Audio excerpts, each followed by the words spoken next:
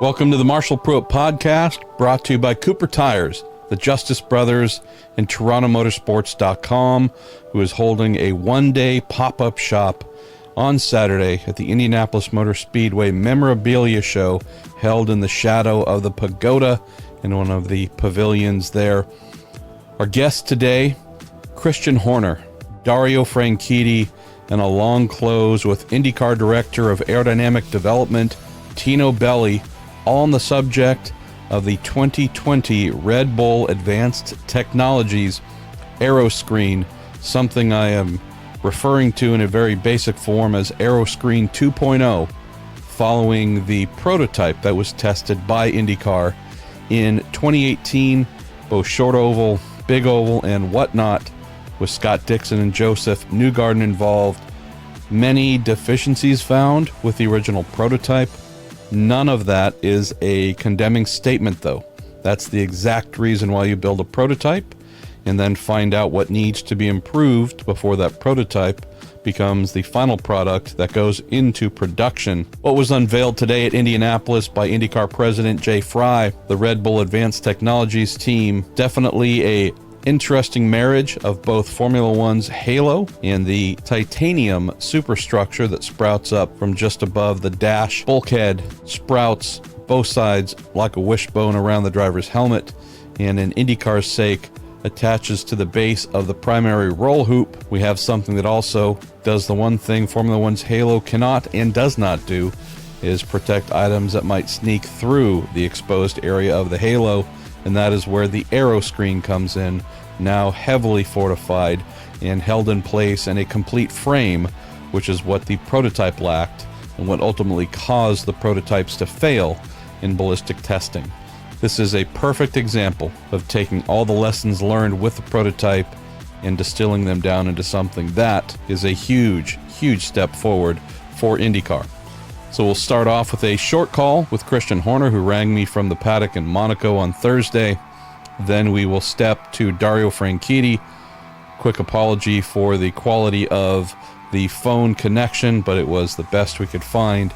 And then we close with IndyCar's Tino Belli, who gives us a very deep dive on the concept, the application, the plans coming, the timeline for many things.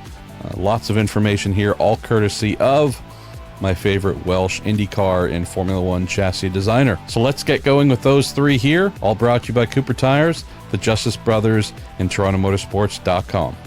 I love the fact that we have an enduring relationship between yourself and IndyCar President Jay Fry that has manifested in something very important, I believe, here for IndyCar. Before I ask you about the Aeroscreen itself, if you could just share some thoughts about the ongoing dialogue between the two of you and how this has been brought forth as something we will have in 2020. Well, obviously, Jay, we met during his time in NASCAR running the Red Bull entry, and he's always a good operator. And then obviously he's gone on subsequently to be running the whole IndyCar program now. We just kept in touch, whether it be over drivers and other bits and pieces. And then he came to me with saying that they wanted to do an Aeroscreen, and obviously it was something we developed here in Formula One. So it made a lot of sense to put the two groups together. Looking at this Aeroscreen, Christian, and knowing how it was one of two known leading candidates for Formula One to adopt, obviously the halo has been at least the initial choice, but would be interested to hear about how the Aeroscreen that Red Bull Technologies, Advanced Technologies, had developed has not been forgotten per se. It's remained a topic of interest to develop, now manifest in what's coming next year in IndyCar. Absolutely, and I'm sure Formula One will keep a close eye, on it as well, and see how it performs, and aesthetically as well as functionally and from a safety point of view. So, it's been a great program for Red Bull Advanced Technology to get involved in. Looking at the evolution, at least adding the titanium upper ring and such, and at least looking at the intended mounting system to the Dalardi W12 IndyCar chassis, without overstating the obvious, this just looks like a fairly straightforward piece of kit that should achieve everything that's desired while also maintaining the aesthetics of the vehicle.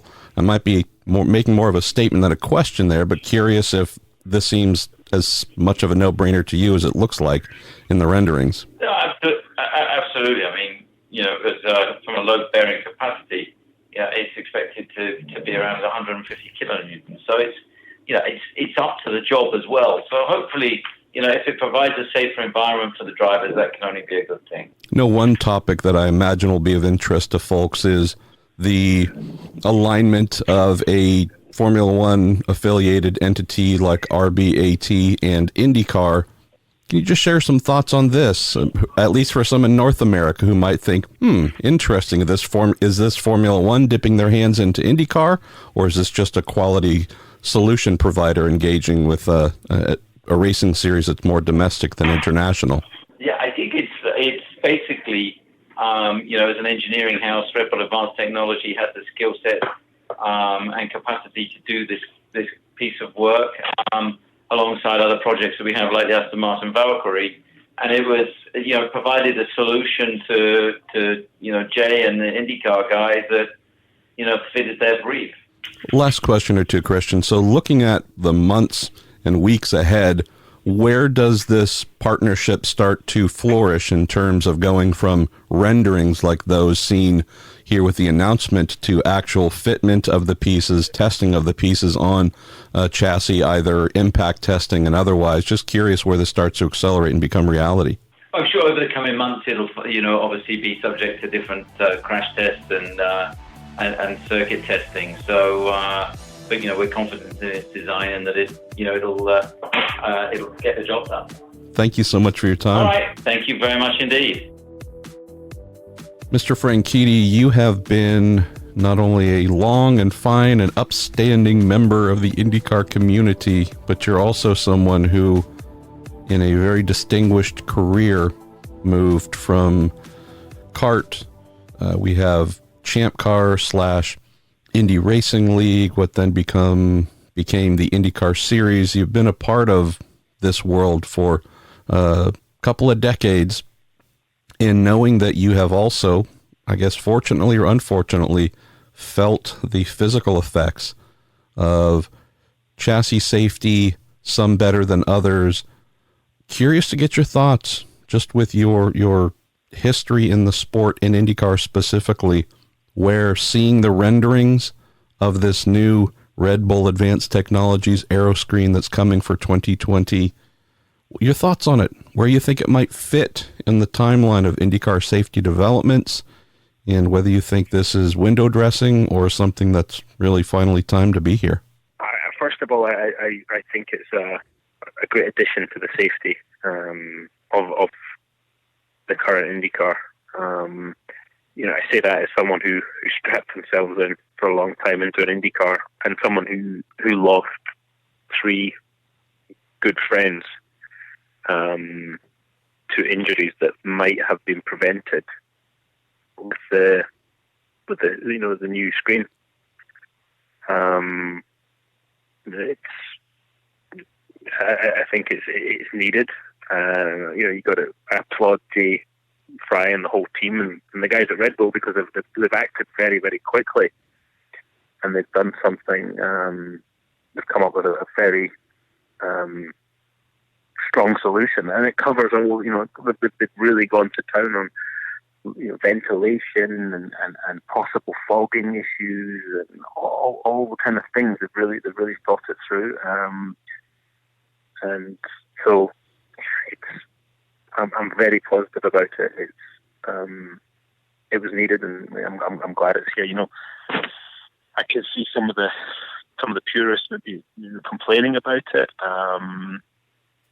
but I think if you look at where the cars have gone, if you look at how car design has changed, just even from the 30s, where the car hub stopped at the driver's hips, and over the generations it's gone up and up until I think 95 after Senna's crash, you saw the head surround going in. So the driver has become more and more cocooned in the car rather than on the car, and I think that had to happen. Yeah.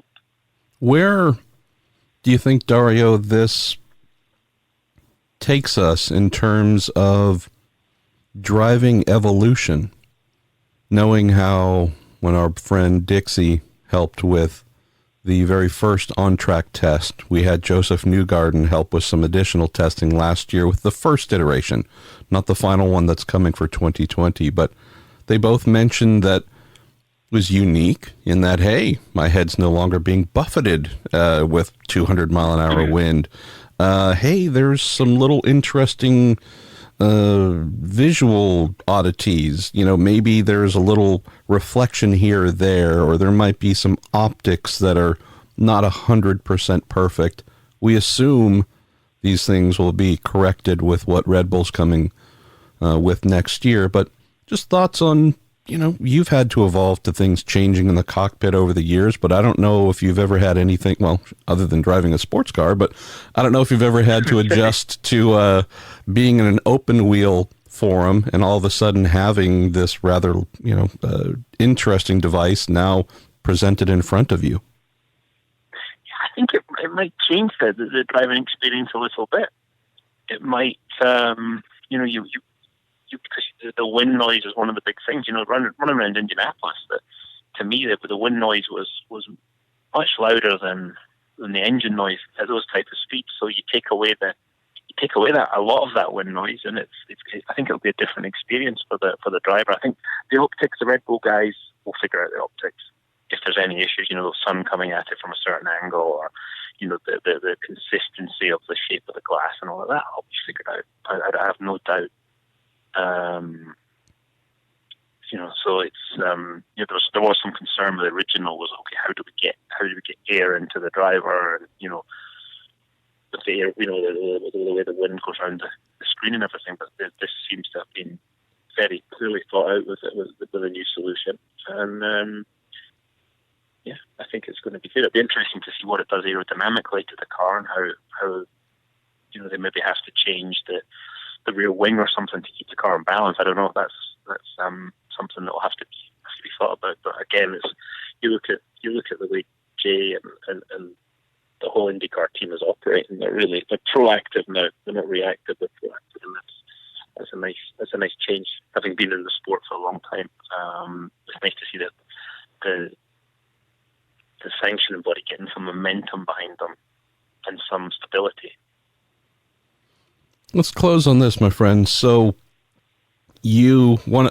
of the many attributes we love about you, one thing I take personal joy in, which is you are never worried or concerned about pushing back when you believe folks are saying either silly things, selfish things. You're definitely someone who has shown over the years, in person, social media, wherever, you're going to hold the line if you believe folks are stepping over. I say that in reference to some of the comments we've seen, particularly last year with the first iteration of the Aeroscreen. Some folks saying, looks dumb, looks stupid, you're destroying IndyCar, you're destroying this, that, and the other. Not asking you to say mean things, but knowing your belief in importance here of whether folks love the look of it or not, we're ultimately trying to do a better job of saving the lives of folks who we know, care for, that entertain us. Just share some thoughts for those who might be critical of its looks, but might not fully understand that there was an era where American football, when it was truly called football because you weren't allowed to use your hands, there were times when men played the game with relatively thin leather caps. And there came a time where putting on full-face helmets became the thing needed to improve their safety, and there continue to be more advancements. Do you think folks need to just recognize that while nothing's perfect, that this is just something that is for the greater good of the athletes who attempt to entertain us, and maybe less of a thing to criticize just on pure aesthetics? Everybody has their own opinion about it, and I'm not going to tell anybody what to think. But from my side, it's Christian Fittipaldi used to have a great saying when somebody would come back with, "Well, I've done it this way," and he would turn around and say, "Well, Fangio used to race in a leather helmet. Doesn't mean we should." And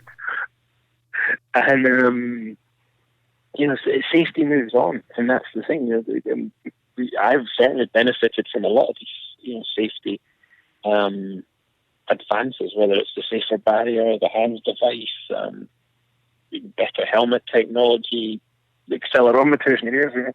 There's been this ongoing sort of the seat technology. There's constant developments, and I think I go back to Greg, go back to Dan, go back to Justin. If we'd have had the safety, the new Aeroscreen, if we'd have had that, combined with with everything they've done to integrate it into the tub, those guys might still be here. And to me, I don't care what it looks like at that point. I happen to think it looks good, but I don't care what it looks like if that was the trade-off to still have those friends around. Again, IndyCar's never going to be fully safe, and everybody accepts that. But you have to, if you have the opportunity to make it safer, you have to do it, and that counts for all racing. And one thing I would say as well, Marshall, is just on a completely different head, so the way they've integrated this device into the current tub, I think, is really clever, because the paddock doesn't have the money available just to go out and buy a whole new set. What would it be, 60, 70 tubs next year with an Aeroscreen in it. So they've had to integrate it into the current tub, and I think they've done a very good job in knowing what the strengths and weaknesses are of the Dallara tub and doing that. So that's very smart. Amen to that. Thank you as always, my friend, for helping to bring some context to things that are often not always easy to present. So Tino, so happy that we are finally able to put a start date on the introduction of IndyCar's Aeroscreen, now, as we know, working with Red Bull Advanced Technologies from a production standpoint. Maybe you could share with your race car chassis design background and also your role today as IndyCar's foremost aerodynamic expert, how this, I guess we might call it second generation Aeroscreen that's been announced, how this has come together working with Red Bull for what will be produced here for 2020. It originally started in Christmas of 2016 when Red Bull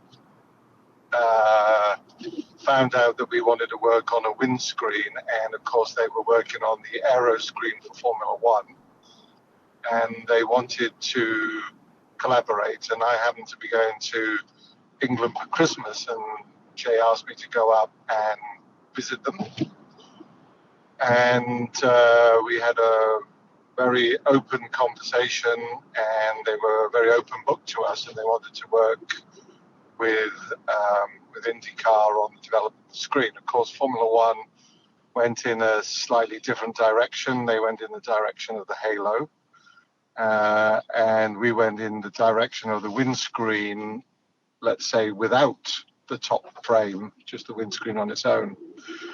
The windscreen on its own didn't quite work out the way we wanted. So the track testing went well in that it was optically good. We knew there were going to be a few issues, which is head forces, which we found out in CFD and was backed up by Joseph's run here at the Speedway last April, I think. And the other one is ventilation. When we finally did the ballistic tests on the optical screen, it didn't do well enough, which made us revisit in a little bit of a rush some other options. So one of the options was to, and this was Dallara's suggestion, was just to go to the regular FIA halo. So we tested the halo for visuals on the Dallara simulator because there was concern that on the high-banked speedways that the halo would obscure the vision. And so we ran with Scott Dixon on the Dallara simulator with a standard FIA halo. And to our surprise, it didn't obscure any visions in any way. But when we came to do the the stress tests on the tub, this current tub couldn't sustain the loads of the FIA halo in the back corner of the cockpit opening, which made us revisit some of our other thoughts. So we then said, hey, where are the strong points on the tub? And we said, well, the base of the roll hoop is strong. And later we put in the strong point for the AFP on the front. And so we said, well, why don't we make our windscreen with a top frame mount to those points, plus the type of screen that Red Bull had developed for Formula One was a different material. So one, it was laminated so that any cracks don't propagate through the plastic film in the middle, like your car windshield. And secondly, so we repartnered up with Red Bull to try and make a version of their screen fit to the Dallara chassis. So this screen incorporates a top frame so that it can take the big hits of like a wheel assembly or a nose. Plus we have the windscreen, which in our type of racing we need because our racing is very Proximus. So, you take Iowa, 17-second lap, 24 cars. Even if we have a parade, we're basically half a second between cars. So when we have a crash with no runoff area on an oval and a 175 mile an hour impact with a debris field that we can create, we felt we knew that we needed a windshield as well, because yes, big objects hitting the driver on the head are not good, but small objects hitting the driver on the helmet is also likely to knock the driver out or give them a serious injury at 175 mile an hour. We didn't like the halo solution only, also because debris could be deflected into the torso of the driver, and that would be catastrophic. That's a completely unprotected part of the driver. So, Tino, looking at the design itself, I think for those who saw what was used in testing the prototype last year, it was very simplified, if you want to call it, in comparison to what we've seen in the rendering today, and at least simplified in terms of the treatment towards the front of the Aeroscreen. We see some what appear to be inlets for air to move in and through, possibly also some diverting of air with small vanes and whatnot. If you could share some thoughts on the differences from an aerodynamic standpoint, and after that I'll ask you about some of the structural and mounting differences compared to what folks saw with the prototype last year. On the main forces of the vehicle, and this will be surprising to a lot of your readers, the Aeroscreen really isn't as detrimental to downforce and drag as you might expect. It hurts a little bit more on the speedway because the rear wing is so low. It's basically below the level of the top of the windscreen. But when you get to the road course with the two-element rear wing, it really has almost no impact whatsoever on the car aerodynamics. And we discovered, people were skeptical of this, but the original PPG screen, we found the same thing, and it was backed up on track. So the small changes that were needed to the aerodynamic setup of the car, were what we found through CFD and in the wind tunnel was correct. The one of the problems is now the head sits in this completely cocooned atmosphere. The positive pressure that we normally get on the front of the helmet, which, let's take the AFP, for example, as we discovered a couple of weeks ago, you reduce that positive pressure, which is like just between the eyes and above the eyes, which pushes the helmet back. Once that moves away, the helmet tends to get pushed forward by the air going over the top and get in between the headrest. So the slots that you see at the base of the windscreen are mainly to try and inject some airflow back at the helmet to push it back a little bit against the other aerodynamic forces that are trying to push the helmet forward. So they're not really for driver ventilation because they're aimed quite high at the helmet, and of course you don't cool the driver on his helmet, you need to cool the driver on his torso. Then you have the effect, which is now there is very little air spilling over the edges of the cockpit rim down onto the torso of the driver. We have to provide a bit more air into the cockpit, so where we have a hole where the anti-roll bar is, and we're going to try and push some air down there and push that air over the whole body, so it basically goes from the driver's feet all the way up over his body and then out of the car. So looking at the mounting methods, Tino, which I find I greatly appreciate the effort that was put in for this, rather than come up with a variety of new things that must be done to try and retrofit something, let's just call it a 2020 piece to a chassis that was designed many years earlier, would appear that using the AFP's mounting location at the front is being repurposed here, if we want to put it that way. You're making use of something that is already built into every chassis at the moment. You're doing that, and there's also the use of the mounting points in the primary roll hoop behind the driver. So just from a, I guess, accepting forces and handling forces standpoint, can you share some insights on how you arrived in the methods of mounting the Aeroscreen and how you were able to, frankly, use the places you would exactly want to use to handle high loads? Our target was always to achieve the FIA 150 kilonewtons, which the chassis has to be able to take 2 pushes on the, let's say, the top frame at 150 kilonewtons.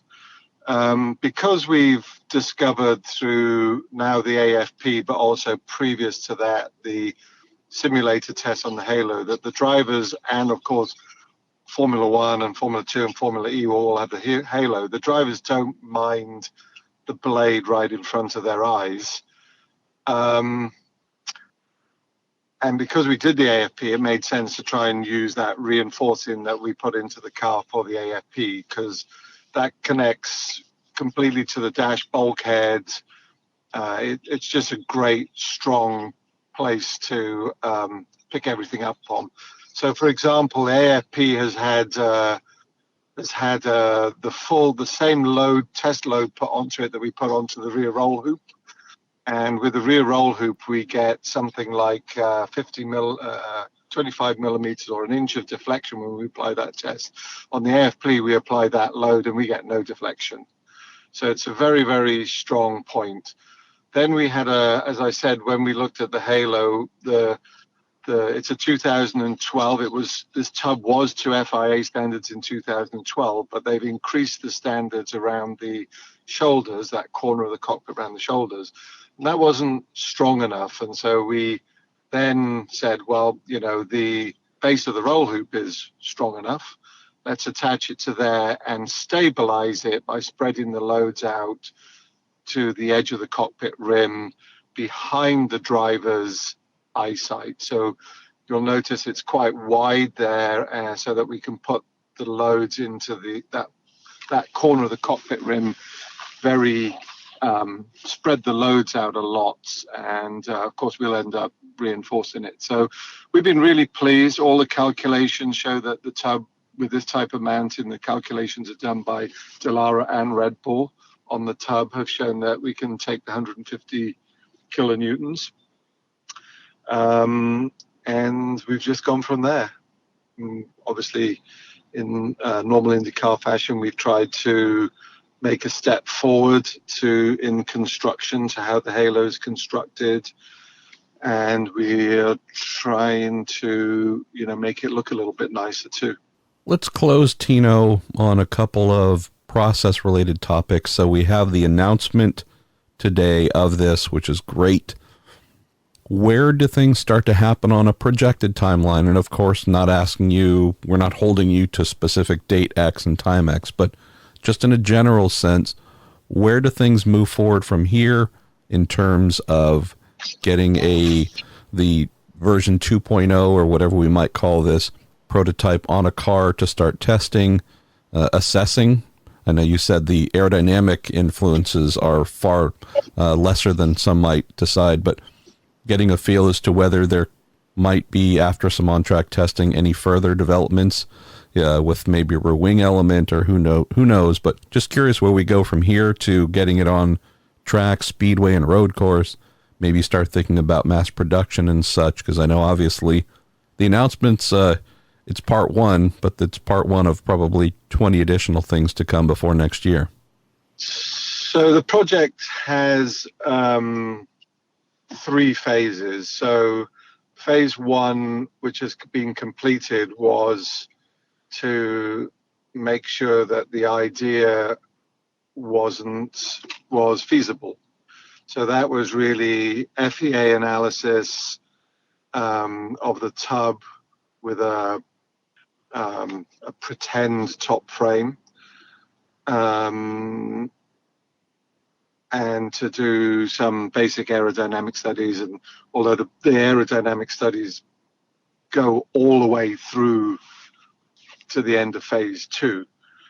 So phase 1 is complete, and we're probably about 1/3 of the way into phase 2, which is to start designing the top frame in mind for detail manufacturing. So, we've had to take into account some other things like fogging. So this screen will have a heating element in it. There's tear-offs and reflections and all sorts of other possible issues that we get. Driver cooling, we've mentioned. Helmet forces take a lot of effort. And where we've done the first, or Red Bull have done the first FEA analysis, is on the top frame, a production spec, a phase 1 production design top frame, and they're now going through a second iteration because we want to minimize the weight of the top frame. So we don't want to put material where we don't need it, and we want to maximize material where it is needed. We are a couple of weeks to 3 weeks away from making a rapid prototype version of the top frame, which we will recheck in the Delara simulator for sightlines.